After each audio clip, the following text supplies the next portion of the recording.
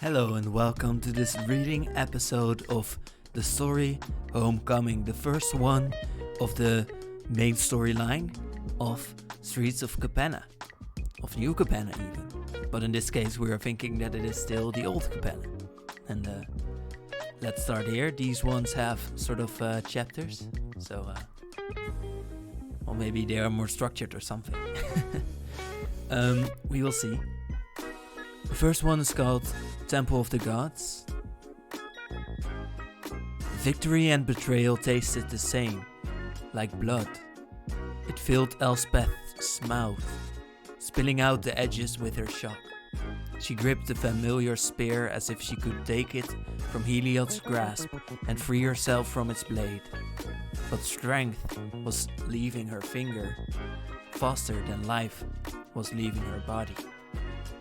Ajani roared at a distance, too far to get to them. But what would he do if he could? They were both wounded and weary from the battle with Xenagos, and even if they had not been, there was little point now. Her life had been forfeited from the moment she had made a deal with Erebos, god of the dead, and Heliod's sworn enemy, to bring back her lost love, Daxos. She had already bartered her life. Heliod was merely helping the process along and cementing his vengeance for all her transgressions. Carry her back to the mortal realm, Leonin. Deliver her to Erebos, the god commanded Ajani. With a twist, Heliod withdrew Godsend, the weapon she had found originally as a sword from the heavens that Heliod had transformed into a spear and made her responsibility, her burden. Without its support, Elspeth collapsed, her knees meeting the hard stone of the Temple of the Gods. She felt the full weight of her mortality, crushing her as her body slowly succumbed to her injuries. If she dies here, she will disperse to nothingness. Heliod's eyes narrowed, their divine glow dimming with his disdain. Elspeth fought for words, but there were none to be found. She and Ajani had fought their way to Nyx to slay Xenagos and right the wrongs she had caused. They had won, but her victory did not undo her transgressions, and had only hardened Heliod's cold displeasure. He had resented her for the mysteries of her power, for her deals, for slaying a god. Heliod had no warmth for her now. Elspeth, Ajani's usual grace gave way to scrambling and jerky movements as he rushed toward her. She pressed her hand against the mortal wound at her middle. As hopeless as it was. Instinct, really. Ajani, she whispered, trying to lift her head, but it was too heavy. Her body was turning to lead. His arms wrapped around her. The world spun as Ajani carried her through a portal out of the land of the divine and back onto the mortal plane of Theros. Her friend sat her down gingerly. Hang on, Ajani urged, grabbed her hand. I'm going to find help. Elspeth blinked. Each time was slower than the last. Ajani was there and then he wasn't. Her sight was growing hazy, oscillating between blurry and painfully crisp. His absence became more painful by the second. Cold. Come back. She didn't want to be alone, but she no longer had the strength to even call out. Distant cries washed over her. Was a great battle taking place? Or were these echoes of their struggle against Xenagos rattling around her final thoughts? None of it mattered now. Her days of battle were slipping away, pooling beneath her. With the last of her strength, Elspeth turned her gaze skyward. What she was looking for, she didn't know. Maybe she was looking for nothing. A spot of darkness between the stars to focus on. Quiet peace. A soft exhale slipped through her lips. She had spent so long searching for a place to rest, to simply be. Perhaps death was how she would finally find it. The last thing she saw was a flash of light, cleaving the heavens in two. We're now at the MAESTRO'S museum, and here we see some art by Grady Frederick. Sumptuous disorder, both an aesthetic and a way of life in New Capenna. The impossible city indulged itself on strong, gilded lines that soared upward and broke apart into delicate ironwork. The decorations mirrored the waterscape and fauna of the terraced gardens that were the signatures of Park Heights. If Xander would capture it in the stroke of a brush or pen, he would. But alas, his talents had never lain in the making of landscapes on canvas. And yet, the town knew his mark as well as those of the most famous creators. He had painted it in blood enough times. Xander stroked his beard, a slight smirk curling his lips. Those had been fun days, indeed. The days of a younger man. A man whom he had enough distance from now to notice lacked a little finesse. Editing, as it were. How he wished he could go back and repeat some of those early assassinations, to do them better. If he had the hard-earned skill and control that he possessed now with the body he had then, free of all its old, aching wounds and present ailments, New Capenna would know true fear. But time continued its march, dragging him and New Capenna along with it. The city he'd once prowled was vanishing before his eyes, and these days he much preferred the company of canvas and sculpture over blade and mark. It was a wonder, really, that the city still stood. It rose from vast emptiness and long abandoned townships, a testament to the might, or hubris perhaps, of its long forgotten founders. The barriers those builders had left behind remained, a last bastion of hope against the great, now forgotten, evil. But the danger that New Capenna now faced was not an external threat, but a rot festering within. The fragile alliances that fostered peace between the 5 families that ruled the city were being strained to a breaking point from which there would likely be no return. Some relationships, once broken, could never be repaired. All Xander could do now was ensure that he and his family were on the side of the victors at the end of it all. A knock on the door interrupted the thoughts he'd been worrying over all evening. Xander drew a pocket watch and checked the time. A few minutes late. Permissible. Enter. My apologies, and hello said with the bow of his head. He continued without lifting his face. It made him look almost small underneath the chandeliers and overwhelming opulence of the room. Matters took a little longer than expected to resolve. Concern weighed down his words. You weren't delayed, you were giving me time to appreciate the new landscaping across the way. Xander motioned to the window. Workers had been out in the terraced gardens he so admired all day, changing flowers like hemlines. The greenery was breathtaking to behold, stitched together with unnatural streams and waterfalls, cascaded down the side of the building opposite the museum. Even still, it was no trouble, Xander said with a firmer edge at the end of the statement. He did not need Anello's prostrations or verbal fumbling. All Xander required of his deacon was loyalty, unconditional, unabashed, unyielding loyalty. And that he already had held in spades. Now stand here. I need to make some modifications to your ensemble before your next assignment. Anello crossed the room to a low pedestal, stepping up.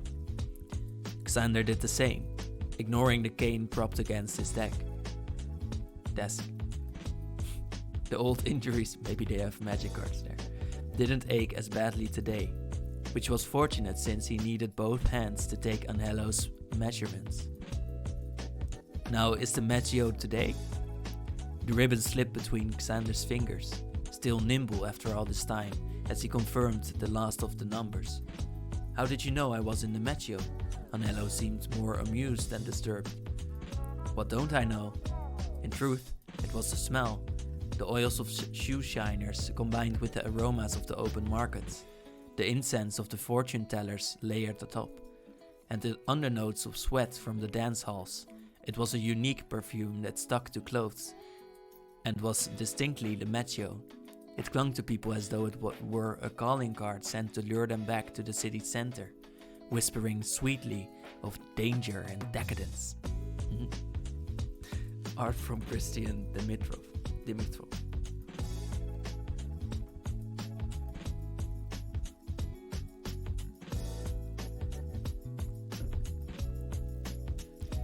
Anilo's mouth tugged up on one side, a trademark smirk that had revealed one of his vampiric fangs. And that is why you run this town. Xander chuckled, settling down his tape and running his fingers over the assortments of pauldrons he'd selected from his collection. Anilo's attire had been lacking for a few weeks now, and that simply would not do. Moreover, he needed some changes if he was to blend in properly with the rabble of lower levels. Every level of New Capenna held its own charms, from the lowest rungs of the utilitarian Caldea, reimagined in its ghastly fashion by Ziatora and her riveteers, to the bustling midtown of the Mezzio, steeped in the crime and opportunity the Cabaretti promised. Xander's favorite level was, by far, his museum in the heavenly expanses of Park Heights, which was one of the many reasons why he rarely left, and Anilo always came to him. Here's art from Christian Dimitrov. Again, actually, which is an interesting juxtaposition. And, as we have learned more about the story later, this will be an interesting piece of art. But for now, remember that the down parts of the city are like more industrial. And these are more light and maybe natural, something that the people who are so very far up above have never really seen but wanted to recreate. If only I ran this town, Xander mused, finally setting on an adornment for the shoulder that would clip into a high collar of steel. It was closer to the chin than Anilo usually preferred, but the deacon wore his shirts open far too low in Xander's opinion, and when it came to fashion, there were none with a better eye than Xander. Something is weighing on you. Anilo kept his eyes forward as Xander settled the pauldron on his shoulder, testing the fit. Many somethings. May I ask what they are? Anilo's pale eyes searched his face, expectant but not demanding. Where to begin? Xander had returned to the table, pauldron back in its place among the lineup. He now examined daggers, poison rings, rings that also functioned as brass knuckles, and his personal favorite, silencing cuffs, that reduced the sound and flash of magic to almost nothing. The perfect tool for an assassin. This, I suppose. Xander chose both a goth and a thought. The balance of power in this town is shifting. I've heard the whispers. The adversary, they call him. I am less concerned about a shadowy upstart than I am the supply of Halo. The adversary is a brute and not a symptom, not a problem. Halo, the magical substance that had been sustaining power and life within New Capenna for years, had a dwindling source. Desperation for power made men clumsy and brash, and there was no greater power than Halo. If it were to ever run out, it would surely spell anarchy for New Capenna. This is way too real. Right now, the adversary is gaining a foothold in the city. He's more than just an upstart. Xander knew all too well the foothold the adversary was gaining. The man had been slowly siphoning from the MAESTRO'S ranks, promising them a steady supply of Halo in return. Xander hardly minded seeing the disloyal weeded out from under him, but where his adversary was acquiring the magical substance was a greater mystery. One Xander was determined to solve.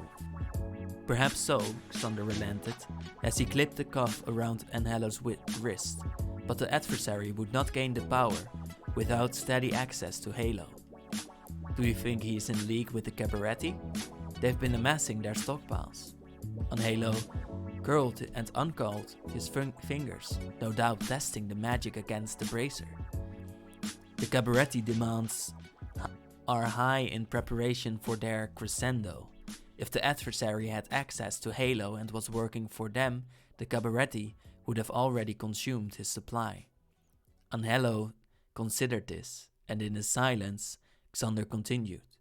What I am most concerned about regarding the Cabaretti is this rumor of their new supply that they plan to unveil during the Crescendo celebrations. That is what I'm going to need you to focus on. Gather the information on what this source is by whatever means necessary. Spying? Sounds like a job for the Obscura, no? The family Obscura specialized in illusions, distractions, and manipulations. It was a natural inquiry and came off as curious rather than accusatory, so Xander allowed the affront to his station slide. Very few in the Maestros possessed the rapport with him to inquire so boldly. For matters involving Halo, I prefer to keep things in-house, and with the man I trust above all others. No one will know of this task but you. On Halo's smirk fell. Xander returned to the table. This is the wrong alinea. He knew something deeper was amiss. Of that Xander could be sure. Anello was his right hand, his deacon, and he hadn't achieved that rank with obliviousness. There's more you're not telling me. Isn't there always? Xander returned to the table of assorted tools, ready to step away from the conversation. For all he trusted on Halo, information was like Halo itself. Just a taste made a man strong, and too much made him reckless. I think this is just the thing to round out your ensemble. He handed Angelo a ring. What does it do? Look terribly fashionable. Angelo chuckled alongside him, but Xander's tone quickly became serious once more. We must stay one step ahead. The powers of New Capenna are shifting, and if we're not careful, our position will slip out from underneath our feet. The Maestros have held onto our influence for far too long to let it go now. I will not let you down. See that you don't. Xander stepped aside as Angelo stepped down from the pedestal. His final outfit was not what Xander would generally approve of, but it was what the Mezio expected. Practical while maintaining just enough flair. Effortlessly fashion forward. I hear that the Cabaretti have been relentless in the Mezio in search of Halo. Return there and see what you can find. Here we have, I think, Our Family Man, Our Vampire Boy, by Martina Vachkova. Angelo departed, and rather than returning to his window, Xander headed to the far corner of the room. Behind the curtain was a locked door to which there was only one key, and it was perpetually within a hidden pocket on his person. The small storeroom was crammed with all manner of ancient relics. Statues of winged angels were locked in stony prayer, guarding the texts Xander had killed to protect and collect. Not in that order. These were the last remaining histories of the founding of New Capenna, a time he should remember but that had become murky following his deal. Xander lifted 2 cotton gloves, donning them before leafing through this first text. He had read these words many times, but had yet to give up hope that somewhere in the annals of the past, he might find the key to their future.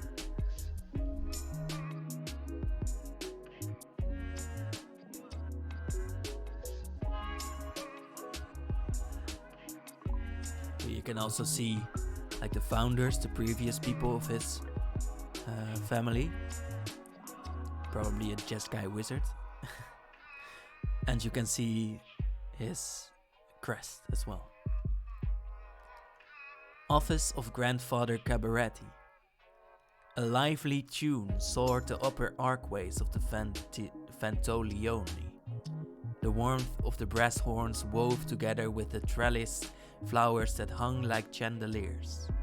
Ginny's foot tapped lightly against the carpet of Jetmir's office, in time with the thrumming beat and the thumping of patrons' feet as they swung across the dance floor below. Go and join them, Jetmir chuckled and leaned back in his chair. These matters can wait. There's a party. There is always a party, Ginny grinned and lightly stroked the cat curled in her lap. But there is only one crescendo, and I want to ensure that everything is absolutely perfect for it.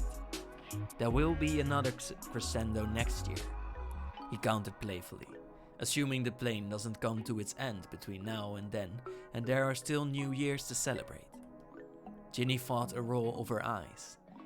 Jetmir always knew just what buttons of hers to push and how to tease, but that was what fathers were supposed to do, even the adoptive kind. You know what I mean. From where she sat on the opposite side of Jetmir's desk, she could only see the glass ceiling of the Ventolione and the mirrored figures shining against it. Tonight was a decent celebration, as good as any by Cabaretti standards, but Ginny wanted everything for the crescendo to go off without a hitch. It was her foremost priority. I've received replies from almost every family, save for the MAESTRO'S and the adversary. Ginny waved the notion away, causing the feline in her lap to give her a very offended look. She quickly returned to scratching Murray between her ears. The adversary isn't worth inviting. I don't think you could. Doing so would be a show of respect he doesn't deserve. It's sometimes better to show respect before it's due. You never know how a small friend now might become a big ally later. You actually think he might form a new family? She asked, incredulous. I think anything is possible in New Capenna. Jetmir's tone sucked the levity from the air and demanded Ginny's attention. She had known him for a very long time, well before he was the wealthy head of the Cabaretti, and long enough to know when a matter demanded her focus. He's beginning to amass power, attracting loyalists with promises of riches and halo. Those who would betray their existing families because they think having some halo gives license to start their own are not worth the blood in their veins. Her words were venomous, lacking an ounce of compassion. The only thing traitors were good for was being turned into examples for other would-be turncoats. I don't disagree. Besides, the moment the font is revealed, the font, they have like a poster and then a font for it, everything in New Capenna will change and the Cabaretti will be on top. Merely saying so aloud sent a tingle down her spine.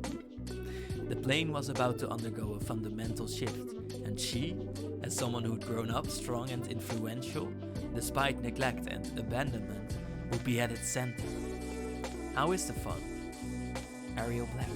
Jetmir steepled his fingers, claws slightly tapping.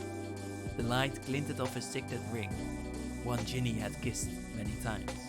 In hand, no issues. Ginny was pleased to report. Everything is just as we would hope, and no one is aware of the font being beyond the inner council of the Cabaretti. Then, the crescendo will be a celebration for the ages. Jetmir tilted back his head and let out a roar of laughter. He was usually in a good mood, as the grandfather of the Cabaretti. He had every reason to be. Jetmir had ensured the world around him was a celebration, filled with food and drink and dancing. It had never been hard for Ginny to swear her life to him, without doubt. Now, you should go and rejoin the evening's festivities. We'll discuss the other details later. You are far too lovely to be cooped up in this office all evening. I could say the same for you. Ginny leaned down, grabbing her purse. It bore the same crest as Jetmir's ring and the heavy gold bands he wore as ornamentation on his two crescent-shaped horns. Marie hopped from her lap and into the bag. Her other familiar, a dog named Regis, raised his muzzle from his mighty paws and regarded her inquisitively. She stood, and the beast mirrored her movements. Ginny rounded the desk that was between her and Jetmir, settling her hand on the cashmere scarf around his neck as she leaned forward to kiss his cheek lightly. I am not lovely, I am an old man. You are not that old. She slapped his shoulder playfully, and everyone knows that you are still the life of every party. It's why everyone wants to be a Cabaretti. Here he is. can't read off for a moment. Art by Ryan Pancoast. Oh, that's beautiful, man. This staff is great as well. Yes, the life of the party.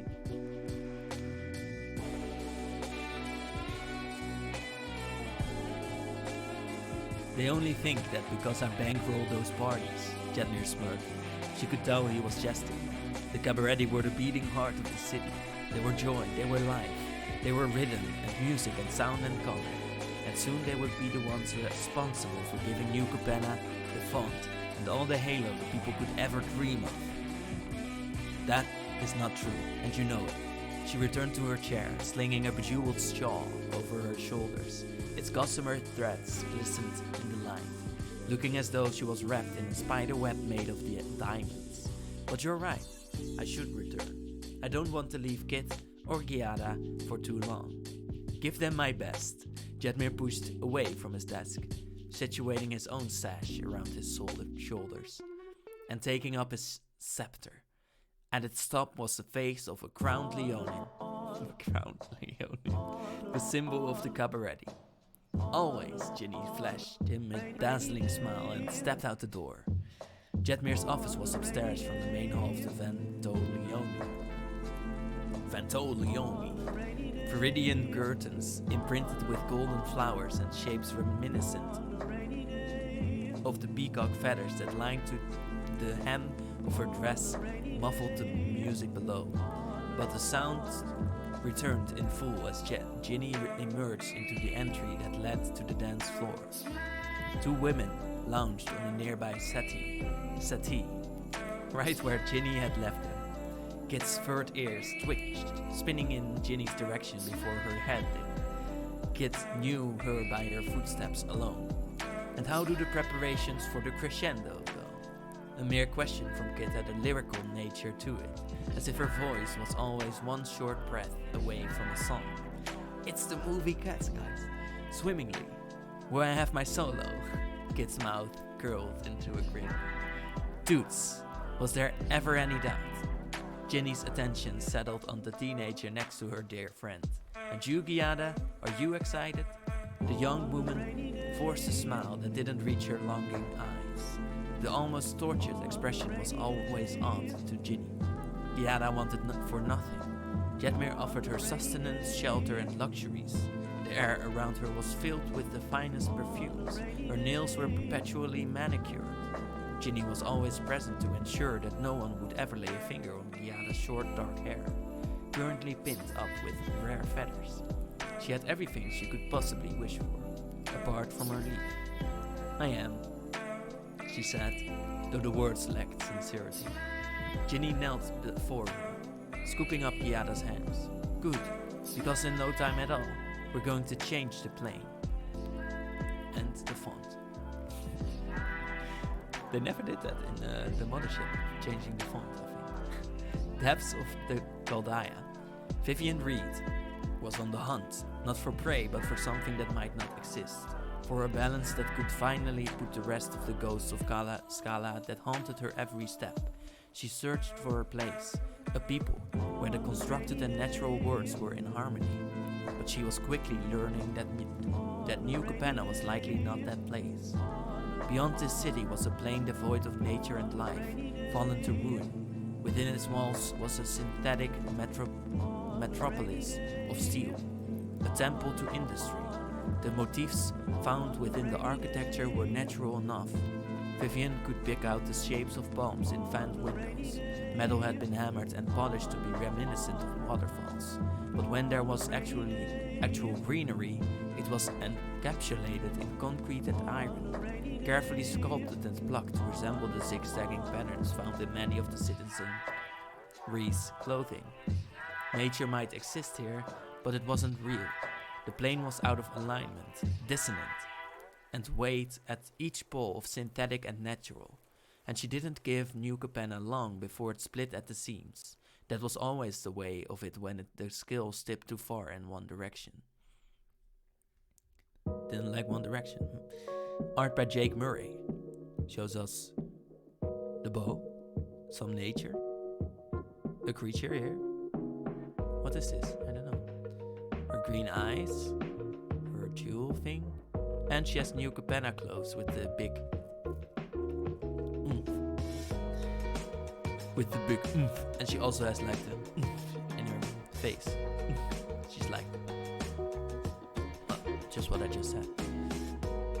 The well-paved walkways above had give way to suspended streets of steel.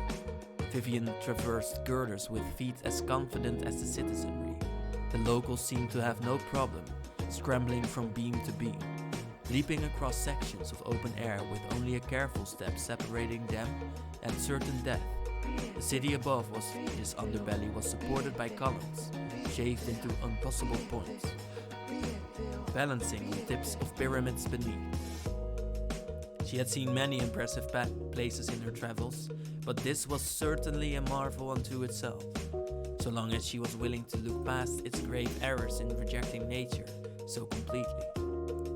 A raucous uproar erupted from the open doors of a nearby building. Abandoning her initial curiosity, an anvil surrounded by flames on a nearby platform, Vivian leapt from the girder she had been crossing onto one lower that connected to the doors.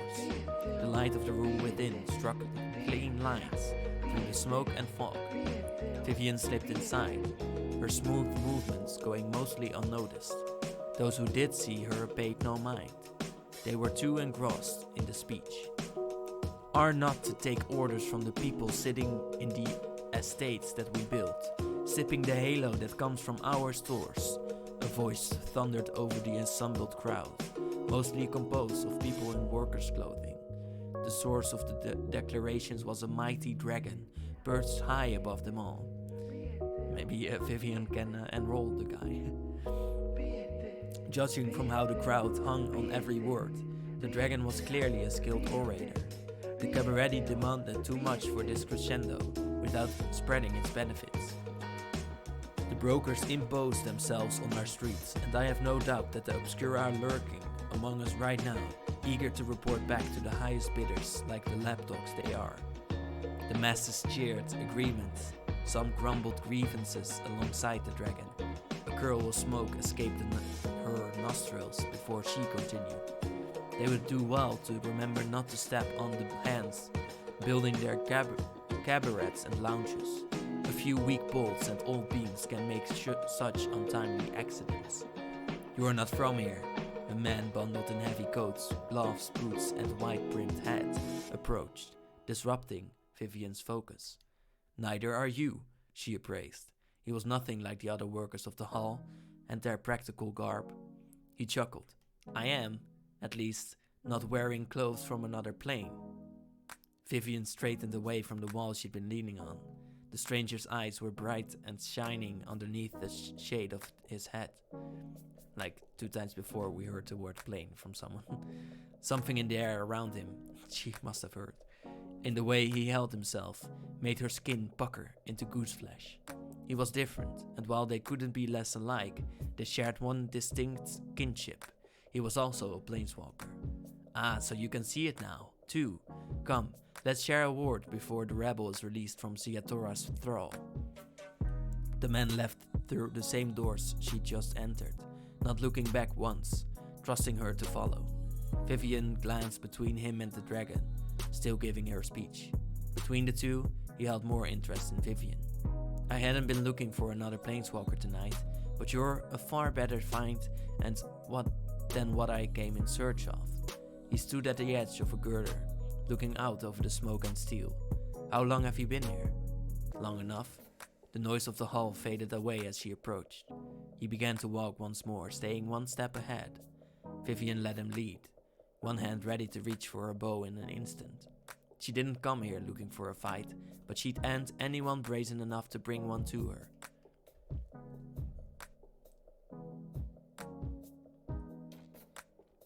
Long enough to know that there are others like us? Others, more planeswalkers. Why? She had come here for personal reasons, but it now looked like she had stepped into something deeper than expected. How much do you know about Halo? Little. She had heard it mentioned among the citizenry and surmised it had something to do with the iridescent substance that filled the flutes of the revelers she passed. But Vivian hadn't had enough time to learn more than that. The plane thrives on it, and it holds immeasurable power. The man I'm currently working for is in progress of acquiring it, but his real goals lie elsewhere. Which is? Curious? He glanced over his shoulder with a smirk. The sound of metal clanging softly followed his every movement. Perhaps. Vivian wasn't yet sure if she trusted him or not, but she didn't need trust to glean more information from him. Good. Come along then. Urabrask will be eager to meet you, Urabrask. She didn't move this time when he began walking. And what is your name? He paused, then spoke without looking back. Deseret, and I have people waiting for me, so if you could hurry along. Vivian did not hurry. She did not move at all. While she had never met him before, she had certainly heard the name Deseret. They had fought on opposite sides during the War of the Spark, and she had always had a sneaking suspicion he had access to the planar bridge. Deseret wasn't someone to be underestimated. If he was here, then there were deeper currents indeed. Well, he stopped when he realized he wasn't following. Let's get one thing straight. Vivian hid her concerns and suspicions behind a mask of determination and crossed the gap between her and Deseret in a few long strides. Now she walked at his side. It was tight on the girder, but she didn't cede any space to him. You are not one to order me around. Deseret huffed in amusement. Understood. So who is Urabrask? She asked. A friend of Deseret would put her even more on guard. It's complicated. Deseret's eyes were distant. He focused on a point somewhere beyond what Vivian could see. She knew that look all too well. It was the look of a man who had stepped between the veil of planes and witnessed all the horrors that were often found between.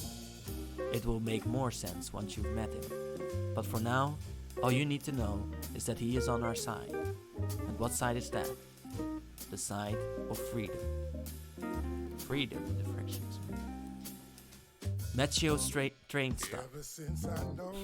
Elspeth arrived via train.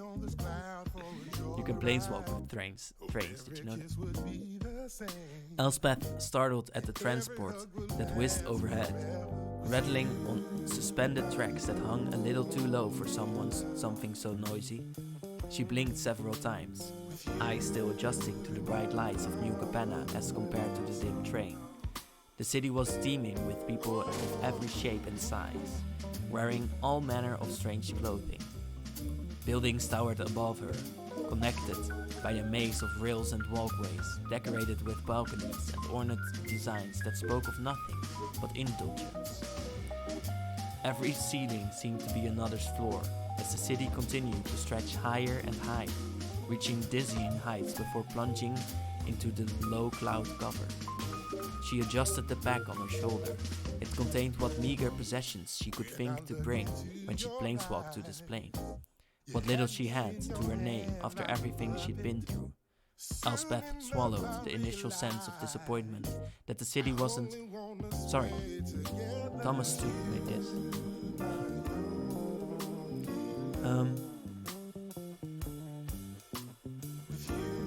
Sorry, I'm going to read this again. Elspeth swallowed the initial sense of disappointment that the city wasn't what she'd been expecting.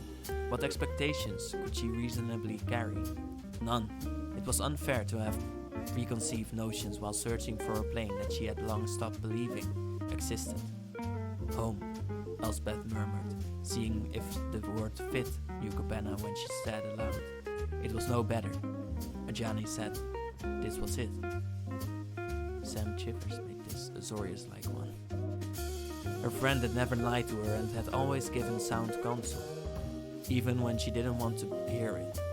She had every reason to trust him. If he said this was her home, then surely it must be. She had been searching, dreaming and longing for this moment for years. So why had she never felt more out of place? There's the Maestro's charm, shot into the wall. Cool new card. These are uncommons. For Grixis colors, which the Maestros are, you get to look at the top 5 cards of your library and put one of them into your hand and the rest into your graveyard. Great effect, actually. Each opponent loses 3 and you gain 3. Sure. Maestro's charm deals 5 damage to target creature or planeswalker. Wow. Wow. And that was the story for today. And I want to thank you for watching. That's basically it. Bye.